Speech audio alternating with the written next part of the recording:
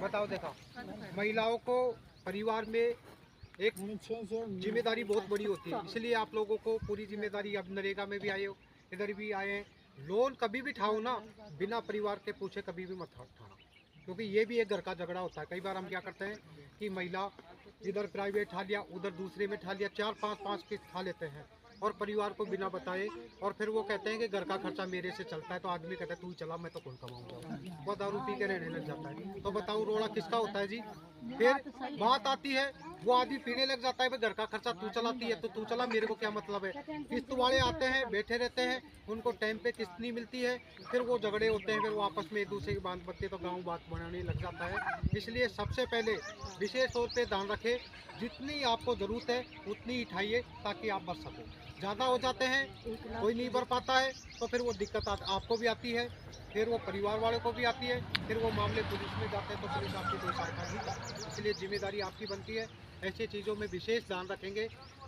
कई बार किस्त वाले आते हैं, उठपटांग भी बोलते हैं कि मेरे को तो आज ही लेके जाएंगे 5 बजे। हमने सारा समाधान करा दिया है कि 5 बजे के बाद किसी भी प्रकार का प्राइवेट का लोन वाला नहीं आएगा आपके पास। वेरिफिकेशन करवा दी है, जांच करवा दी। हाँ, आपकी जगह पे आप भी सही रहना, पैसे ठाए हैं, पैसे तो भरने पड़ेंगे, वो उनका काम है। मगर आपको कोई अनावश्यक परेशान करे, या आपको कोई ब्लैकमेल करे, या आपको कोई धमकी दे, या किसी तरह से गलत बोले, तो आपका अधिकार है, आप प्रूफ के समय सूचना दे देना, उसके खिलाफ कार्रवाई हो जाए। ठीक है ना जी।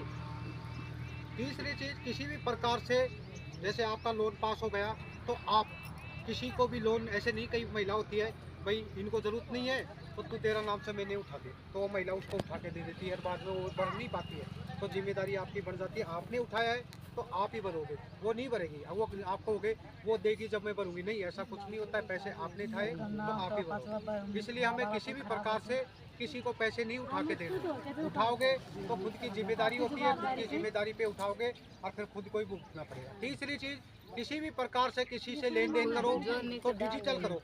जैसे कई बार हो जाता है ना जी, मेरा मामा है, मेरा जीजा है, मेरा ताऊ का लड़का है, मेरी बुआ का लड़का है, मेरी बहन है, 50,000 रुपया उधारा दे दिया या लाख रुपया दे दिया, और अपने पास कोई प्रूफ नहीं है, अगला मना कर दिया, साहब मेरे को नहीं दिया, तो क्या करोगे?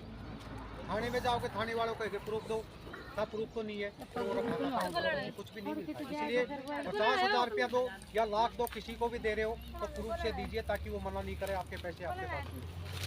ठीक है ना? ठीक है, आ रहा है समझ में?